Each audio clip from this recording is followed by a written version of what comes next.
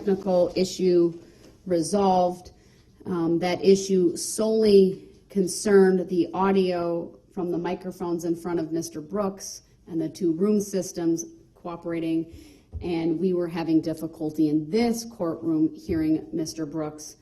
I believe that issue has now been resolved.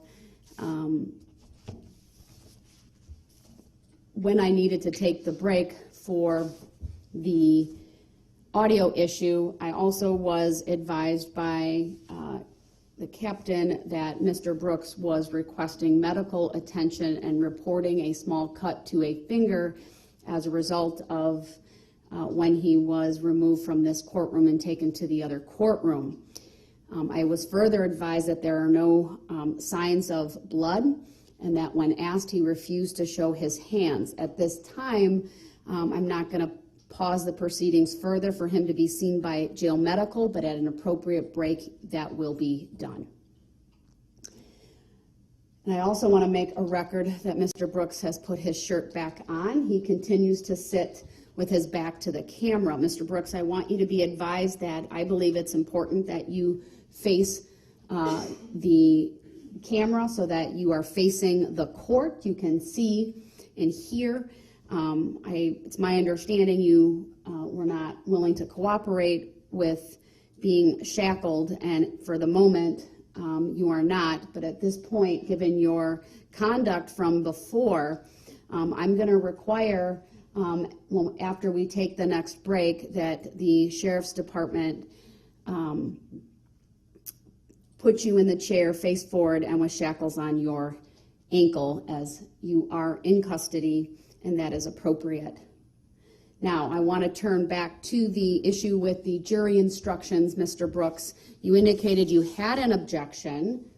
My next question to you is, what is the legal basis for the objection? I'm going to unmute so you can answer. Go ahead, sir. You need to turn around so I can hear you. Part of the issue is he's also not facing the microphone, and so I need to hear him, and he needs to turn around.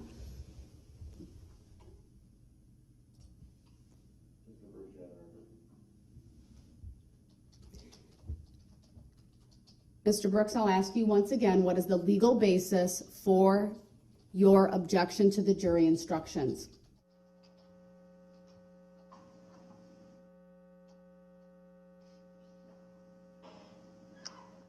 I'll ask a third and final time, sir, what is the legal basis for your objection to the jury instructions? I wasn't allowed to make cable. I can't even hear what she's saying all the way, man. It's too low. Do you want your headset? Mr. Brooks, I can hear the deputies over there. I know they can hear me. That's been confirmed. There is the headset available to use should you wish to use it. If you can't hear, I would ask that you put them on. Mr. Brooks? You just put it down.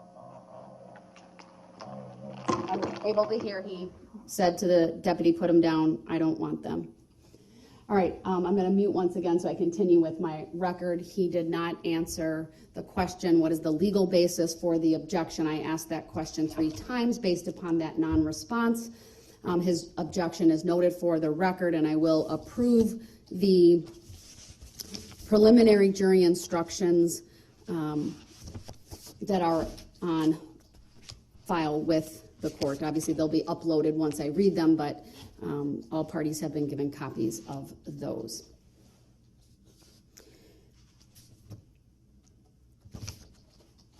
Before I turn to the motion for reconsideration, you raised this earlier, at least the topic of it. Mr. Brooks presented a filing to the court this morning. I asked the bailiffs before the case was called at 8:30 if Mr. Brooks had any paperwork and to ask him if he had any filings. He then provided this piece of paper, and it was photocopied. Actually, it was date stamped, then photocopied for the parties. It may have already been scanned in, I'm not sure, but it certainly will be.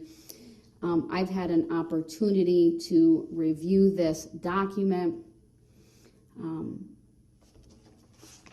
based upon my review, I don't believe any response is even required.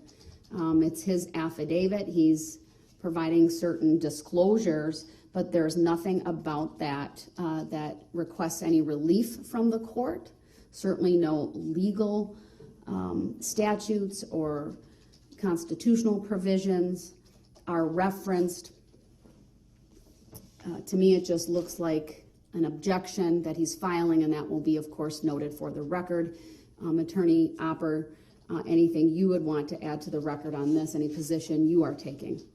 No, I also viewed this as, because he labeled it objection by affidavit, I think my interpretation is he was trying to make a record for appeal that he objects to the court's previous ruling. I don't think there's anything the court needs to do with this document at this time. All right, thank you. Then we'll move on to the motion for reconsideration. And again, I'm keeping Mr. Brooks muted so that I can get through this process orderly, efficiently. When necessary, I will unmute him if the court has questions. All right, Attorney Opper, I have read through the motion. Is there anything you want to add to what you have put in your filing?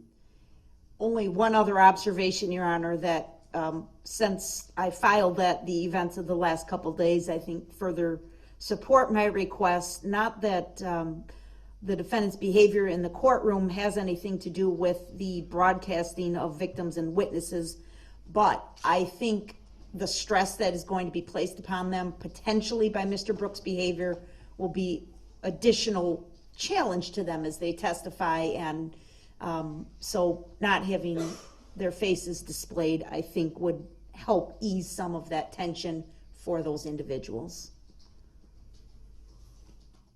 Mr. Brooks, my first question to you is, do you have a position on the state's request in their motion for reconsideration? I'm looking for a yes or no answer. If you, I'll unmute and provide that to me.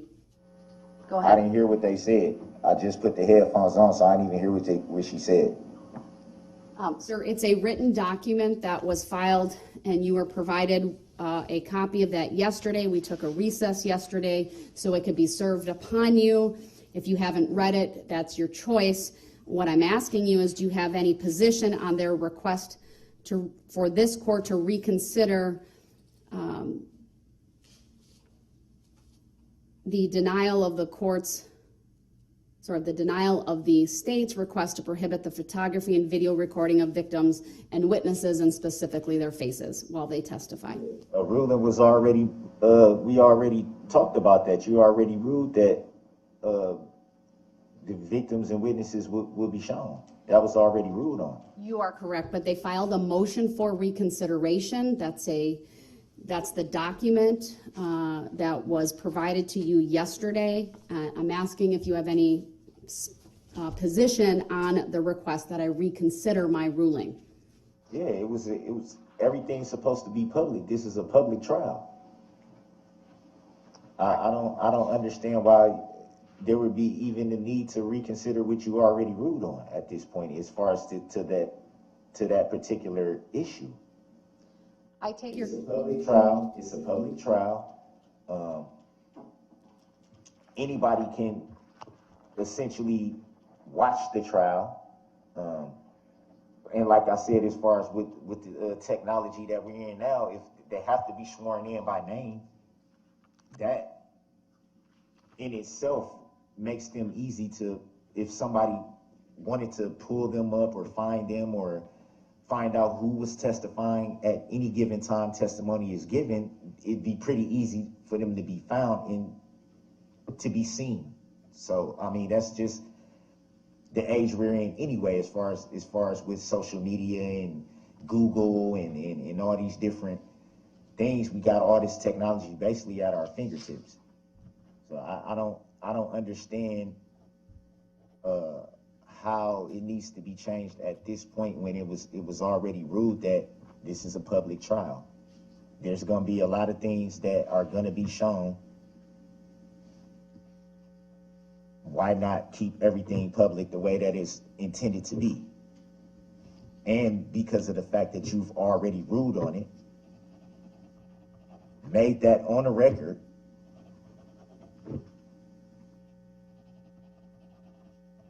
Let's keep it the way it is. All right, thank you, Mr. Brooks. I appreciate your legal analysis of that and your factual analysis of the prior ruling that this court gave. I thought you did an excellent job making some very good points, many of which I relied upon previously. There is a mechanism in the law for a party to bring a motion for reconsideration. Essentially, it requires that the party bringing the motion provide some new information or rely on an argument that the court aired as a matter of law in its prior ruling. The decision that I made previously and the decision that I make here today is one that is vested with the sound discretion of the court. I would note the state does rely upon a case. The case is not new, so it's clearly something that was in existence at the time of the prior motion. That's Estes versus State of Texas. It's 381 U.S. 532, but I would note it's from 1965. In 1965, I would say even in the 1980s here in Waukesha County, there was really a presumption that cameras not be allowed in courtrooms at all. We have moved vastly away from that over the course of the last couple decades, and certainly since 1965. I am certainly mindful of the potential stress that it may cause for victims and other witnesses to come into court and testify and to have their images broadcast as this trial is broadcast, not just locally, but nationally, and frankly, anywhere in the world anyone with a computer would want to watch.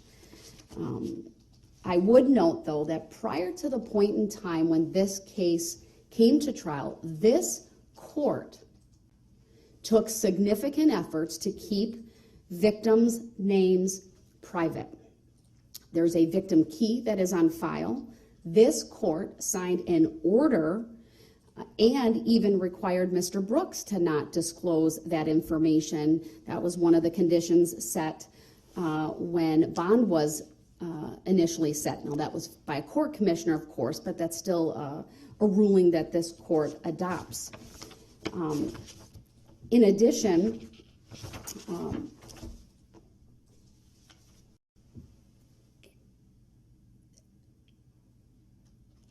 I believe I've done, up to this point, everything that I could to preserve their privacy.